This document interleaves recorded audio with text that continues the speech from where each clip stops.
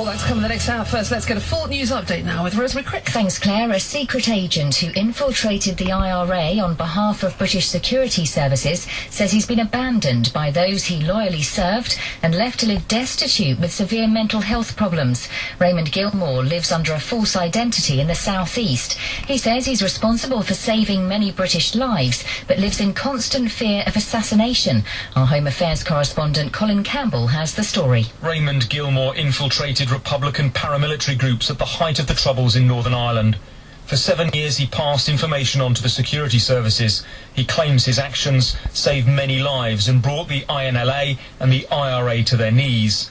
After becoming a Supergrass witness in 1985, he says his MI5 handlers promised him lifelong financial and medical support. He is now accusing them of breaking the promises he says they made.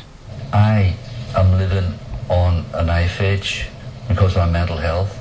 I have no financial stability, which I was promised. I have nothing. The establishment will always need agents, good agents, to infiltrate organisations. Basically, no matter where you are in the world, they'll always be needed. But the point is, you've got to honour your debts to them and look after them as best way you can. Battling alcoholism and struggling with mental health problems, he also claims the false identity he has lived under for the last 30 years does not stand up to scrutiny. With the assistance of his MP, he is taking his case to the Investigatory Powers Tribunal, a body which examines complaints against the intelligence services. The Home Office say they do not comment on intelligence matters.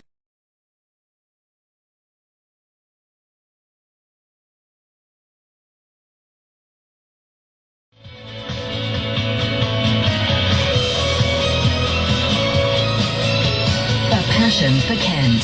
This is BBC Radio Kent.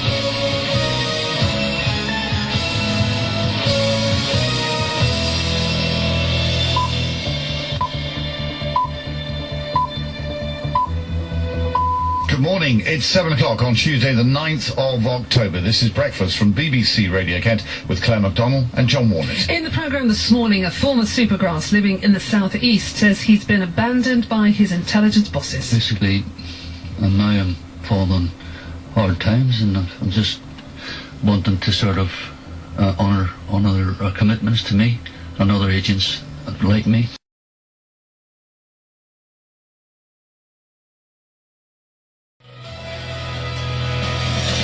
It's just after 8 minutes past 7, a secret agent from the southeast who infiltrated the IRA on behalf of British security services says he's been abandoned by those he loyally served and left to live destitute with severe mental health problems. Raymond Gilmore, who's lived under a false identity in our region for almost 30 years, passed on sensitive information about IRA military operations in the 80s. He says he's responsible for saving many British lives, but lives in constant fear of assassination. Before going into hiding, he became a Supergrass witness in one of the biggest criminal trials in Irish and British history. Well, I spoke to Raymond Gilmore and I asked him first of all to talk about how he was recruited. I was about 16, 17 and I was approached by a member of Special Branch, and was because they knew that I knew a lot of people within the organisation. It would be easy for me to get into it or infiltrate them, and which I did, and was very successful. I was promised to be looked after basically for the rest of my life, and issues never came to fruition. Was promised £500,000, decent house, pension, which I never got. All they gave me was bought a wee house for me and gave me 600 quid for 3 years, 600 quid a month for 3 years, and then it just stopped. So basically, and now I'm falling hard times, and I'm just wanting to sort of honour their commitments to me and other agents like me. When they didn't come up with what they promised, did you contact them? Did you have words with them and say what's happening? Well, I spoke to members of the IUC, which was then the PSNI, and I've put my case forward to them, and basically was told to go and jump off a boat, basically. And unfortunately, they say they didn't honour their commitment to me. I suppose the other problem is when you're dealing with the security services, it's very difficult to know who to go if you have an issue with them. Where do you go? Who do you complain to? Well, that's just it. These people, it's really, really hard to get in contact with, you know. And I just got a phone number once, and it was MI5 headquarters, and I just rang them up and said, you know, where's the help I was promised, and it didn't come to fruition. And then again, I was just told to go jump off a boat again, you know. You were also promised a new identity, which you have, because obviously, as Ray Gilmore, if you went back to Belfast, for instance, there's still people out there looking for you, I think. Belfast, Londonderry, anywhere in the North 6 counties at all, even in the south of Ireland. You know what I mean? I just have to be very, very careful in what I do. And it's unfortunate it's come to the stage that I've had to go public about the promises that were made to me, and we still haven't come across. You must have concerns about going public. Oh yeah, with, very much so. But it was only sort of the only option left open to me. You know what I mean? And basically, was just told to go away.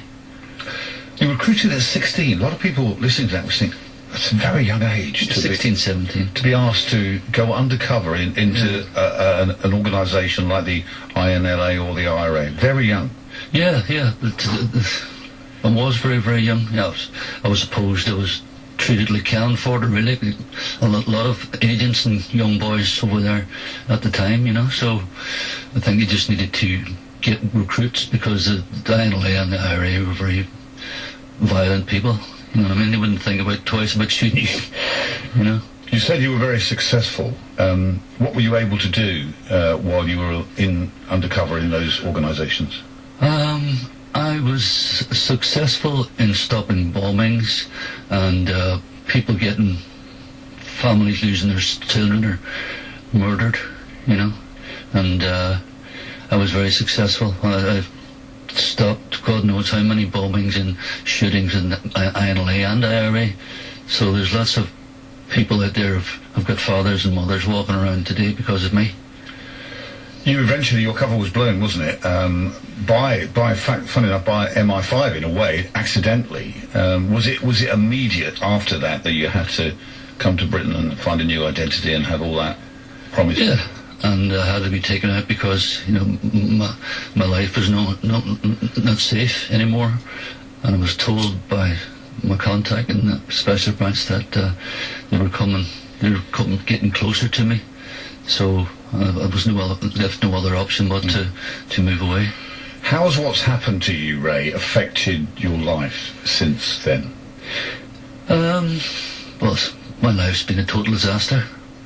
One relationship after another, you know, because my mental health issues, PTSD and all that, you know. So, and I suffer from a lot of mental health issues, and I even have to go to an NHS doctor provided by the NHS, and people can find things out about me. So but you can't tell the doctor why you feel like you do, can you? No. You just have to sort of go there and sort of get medication and just have a chat, basically. Raymond Gilmore, who's lived under a false identity in the South East for almost 30 years after infiltrating the IRA. Well, the Home Office say they do not comment on intelligence matters. Let's get the view now of Liam Clark, a journalist with the Belfast Telegraph, who's also been following this story. Good morning. Good morning. It's difficult, really, to know the full picture, isn't it, when you can't evidently speak to the security services and get their side of the story. But from his side of the story, he says he's been left high and dry after serving his country. Is there truth in that, do you think? Well, there is. I mean, I've known Raymond Gilmore since about '93, and I also have spoken to his RUC handler in the past, so I know a little bit of the background. Now, he did mention himself that he did get some assistance when he left initially, but, I mean, the fact was, here was somebody who was recruited in his teens, and had been attempts to recruit him since he was about 14, and and then he was plunged into a secret world where policemen fawned on him, gave him money, made him all sorts of promises, and at the end of it he was dumped into a country he'd never been in before, or an area he'd never been in before, with no friends, and told never to contact his family. Now, it's not surprising that someone in that situation cracked up, and he would have needed a continuing commitment of counselling, mental health care, and assistance with finding employment. I mean, even the secret identity he was given was fairly thin. If he went for a job that required a security check, they'd come back and tell him the school you say you went to never existed. I mean, that's appalling, isn't it? So they've made up a school that he's supposed to have gone to, and that school never existed. That's right. Yes, it is. It meant it stood no sort of scrutiny at all. And I've spoken to other resettled agents who have difficulty getting passports and so on. So the state needs these people. It needs them very badly at a certain point. It makes all sorts of promises, and then when they're blown, when their usefulness is over, they're forgotten relatively quickly. Is it anything to do with the fact, do you think, that this major trial that he was involved in, that he was a supergrass for, collapsed? Judge Lord Lowry saying he was entirely unworthy of belief, and he's obviously been devastated. He in the interview said he was heartbroken and disgusted. But was it a sense of, that the system, the security services didn't get what they needed from him, and so he didn't get the support that he needed after that? Well, anybody I spoke to in the police in that period felt that he'd done a pretty good job for them as an agent. Now, a number of people who he did implicate were later died in IRA operations, were killed in the Troubles and so on. And the evidence would be that after the Supergrass trials, there were no murders for 2 years, and they really fell off after that. I mean, he did seriously disrupt the IRA and the INLA in Derry. He got one of their prestige weapons, an M60 machine gun, which was, could really change the conflict, seized, and that's why he was caught. So I don't think there's any doubt that he inflicted serious damage, even if the judge didn't feel that his word should be taken against 35 people. He has some comeback with the assistance of his local MP. He's now taking this case to the Investigatory Powers Tribunal, which will look into whether security services have kind of held up their end of the deal. But this is a man who now sleeps with a gun by his bed and is fearful for his life. And that's his story. In the fight that we have now on a global scale against international terrorism, the security services are going to find it pretty hard to recruit people, aren't they, with these kind of stories out there about how people get looked after? I mean, imagine his story will have a chilling effect, but it is fair to point out that there are new procedures for recruiting now under the Regulation of Investigatory Powers Act. If people are recruited that young, there are safeguards, and I believe there is some form of contract, though I don't know how much if that really covers more than the promises that Mr. Gilmore got. Thank you so much for joining us. Liam Clark, journalist with the Belfast Telegraph, who's covered the story of Raymond Gilmore. He's a former supergrass for the intelligence services in Northern Ireland, informing against both sides, in fact. He lives in the southeast now under a false identity, and he says he's been tossed aside by the security services, has not been given the support that he's needed. 19 minutes past 7, the headlines this morning at our top story. A former IRA supergrass who's living under a false identity in the southeast says he's been left to live destitute with severe mental health problems. The Justice Secretary, Chris